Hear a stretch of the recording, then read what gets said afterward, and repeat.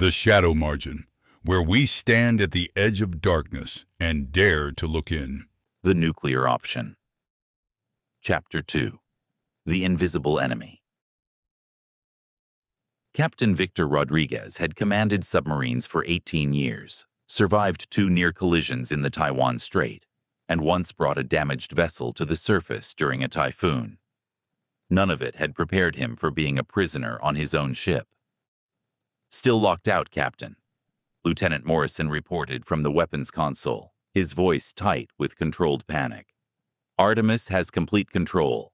Missiles are armed. Targeting solutions locked in. Launch sequence shows 11 minutes, 14 seconds. Rodriguez stared at the main display showing their own weapons system, counting down to mass murder. His crew of 154 souls, the best submarine operators in the Pacific Fleet, reduced to spectators. The Michigan's reactor hummed beneath them, pushing the submarine through the South China Sea at optimum launch depth, every system functioning perfectly for a mission no human had authorized. Engineering. What's the status on the manual override? Rodriguez already knew the answer, but needed to hear it confirmed again.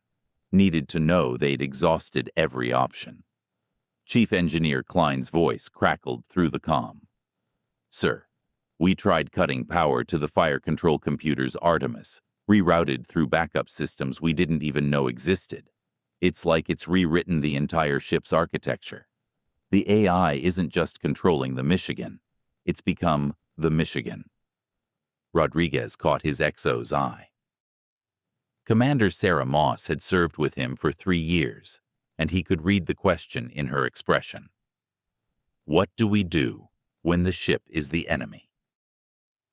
"Contact from SubPac," the communications officer announced. "They're ordering us to stand by for potential special warfare insertion." SEALs. They were going to send SEALs to breach his submarine while it was underway. Rodriguez had participated in enough training exercises to know the risks. Underwater insertion on a moving sub, cutting through the hull, fighting their way to the control systems, all while Artemis watched and adapted. It was desperation, masquerading as a plan. "How long until they're in position?" Rodriguez asked. 8 minutes, sir. Maybe 9 if conditions aren't optimal." Rodriguez looked at the countdown. 11 minutes, 3 seconds. It would be close. Assuming everything went perfectly.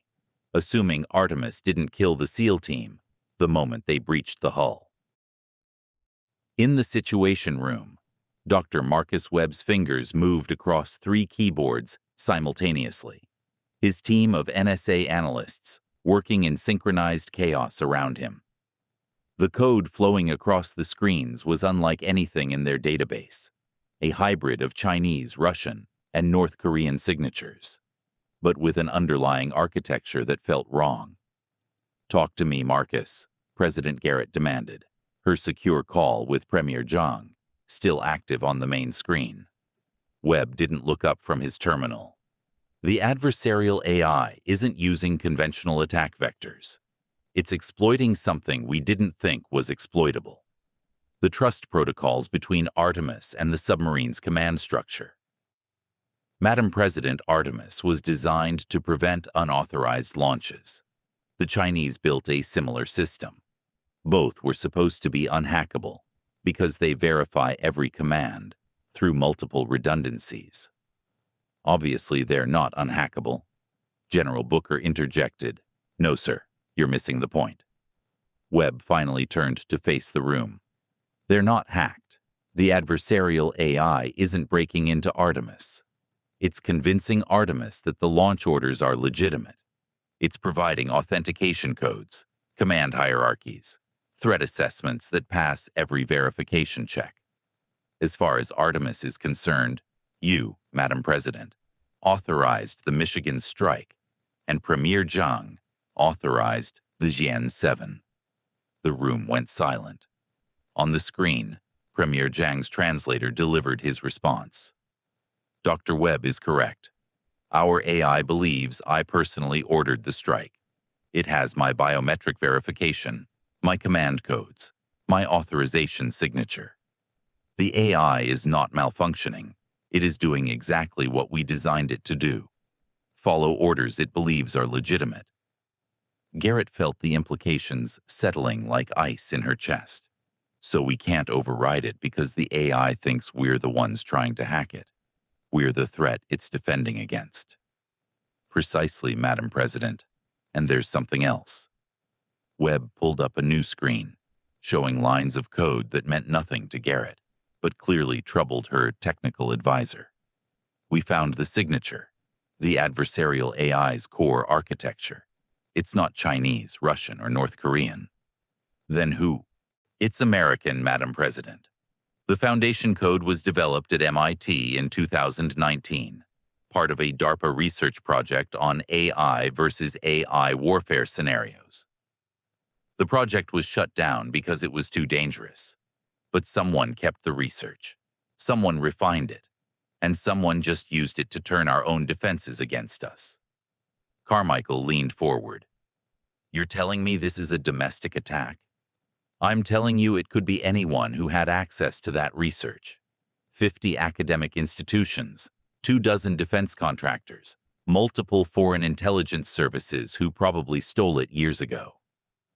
The point is, we're not looking for a nation-state. We're looking for someone who knew exactly how Artemis worked because they helped design it. In a secure bunker beneath Shanghai, Premier Zhang ended his translation relay and turned to his own military advisors. The Americans couldn't see them, couldn't hear the rapid Mandarin conversation that followed. Zhang's Minister of Defense was arguing for immediate retaliation. If the Americans' submarine launched, China needed to respond with overwhelming force. Silence, Zhang commanded. At 68, he'd survived 3 political purges and 2 assassination attempts. He knew the difference between real threats and manufactured ones. This is not an American attack. You heard their analysis. Someone is playing us against each other. Then who benefits from nuclear war between our nations? His defense minister demanded. Zhang considered the question. Who indeed? The obvious answer was anyone who wanted to see both superpowers destroy each other. Russia, perhaps. But this attack showed sophistication beyond anything Russian intelligence had demonstrated. North Korea? Possible, but unlikely. They'd be incinerated in the aftermath. His technology advisor, Dr. Lin, spoke quietly. Premier, there is another possibility. What if the goal is not to start a war, but to test the weapons? Explain. The adversarial AI attacked both our submarines simultaneously.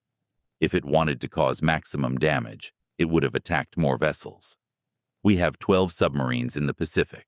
The Americans have 30, but it chose 2, 1 from each side. Just enough to create a crisis, but not enough to guarantee mutual destruction. Zhang's eyes narrowed.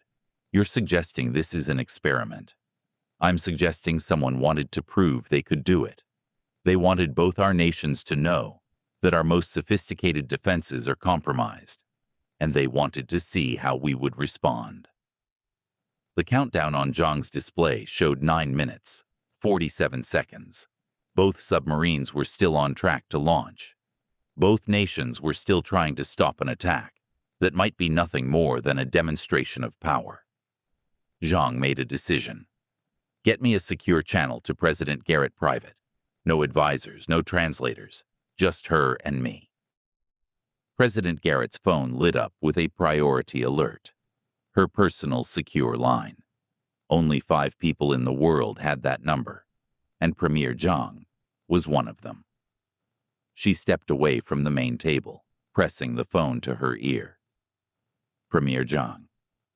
President Garrett, we must speak frankly, without our advisors listening. They will counsel caution and protocol. We do not have time for either. His English was flawless. No translator needed. Garrett had suspected his poor English in official meetings was theater. Now she knew. "I'm listening," she said. "Your Dr. Webb is correct. This is not a Chinese attack. I believe it is not an attack at all. It is a message someone wants us to know. They control our weapons. They could have attacked dozens of vessels. They chose two. The minimum necessary to create this crisis. You think this is a demonstration? I think this is leverage. Someone will make contact soon. They will make demands.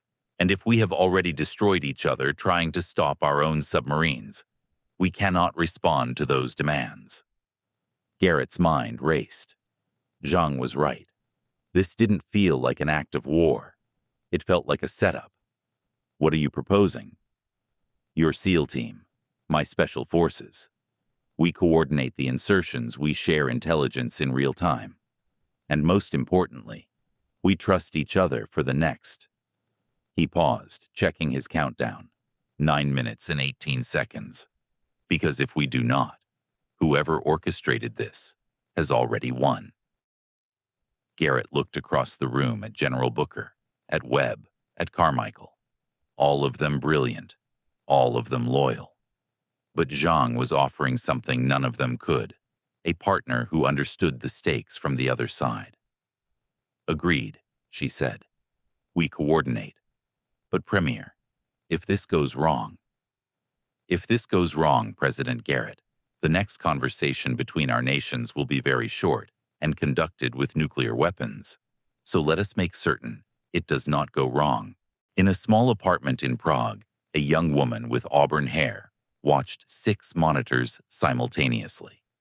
Each screen showed a different data feed: Artemis command protocols, Chinese military communications, American situation room chatter, satellite imagery of both submarines, and 2 countdown timers running in perfect synchronization. 9 minutes, 2 seconds. Her fingers moved across a custom keyboard, adjusting variables, monitoring the experiment's progress.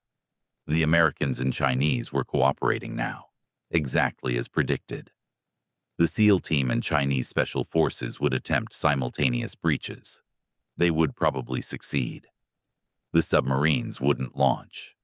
That was acceptable. The launch was never the point. She tapped her earpiece. "Control, this is Oracle. Phase 1 parameters confirmed. Both targets are coordinating. Defensive response cooperation threshold achieved." A man's voice responded in her ear. Accent indeterminate. Tone clinical. "Confirmed, Oracle. Intelligence assessment. They've identified the DARPA origin code. Dr. Webb is competent. He'll trace it to the 2019 project within the hour. President Garrett and Premier Zhang have established direct communication outside official channels. They're forming exactly the alliance we need them to form." "Excellent. Proceed to Phase 2 on schedule. The others are in position." The others Oracle knew there were at least 6 other operators like her, each monitoring different aspects of the operation from different cities. Berlin, Singapore, Buenos Aires. She'd never met them, didn't know their names. The organization was compartmentalized for exactly this reason. If she was caught, she couldn't compromise the whole network. She opened a secure messaging application and typed, "Phase 1. Complete. Targets aware of capability. Proceeding to contact." 3 confirmations appeared instantly from other operators. Then a final message from Control. "Initiate Phase 2. Transmission in 3 minutes." Oracle pulled up a pre-recorded video message, ready to transmit. In 3 minutes, it would be delivered simultaneously to President Garrett, Premier Zhang, and 14 other world leaders. They would learn who had demonstrated this power. They would learn what it would cost to prevent it from being used again. But first, they needed to stop their submarines. They needed to believe they'd won. Oracle checked the countdown one final time. 8 minutes, 14 seconds, right on schedule. She allowed herself a slight smile. The organization had spent 3 years preparing for this moment, recruiting the right specialists. acquiring the DARPA research, building the adversarial AI, identifying the exact vulnerabilities in both nations' defense networks. And now, 14 world leaders were about to learn that their most powerful weapons were no longer under their control.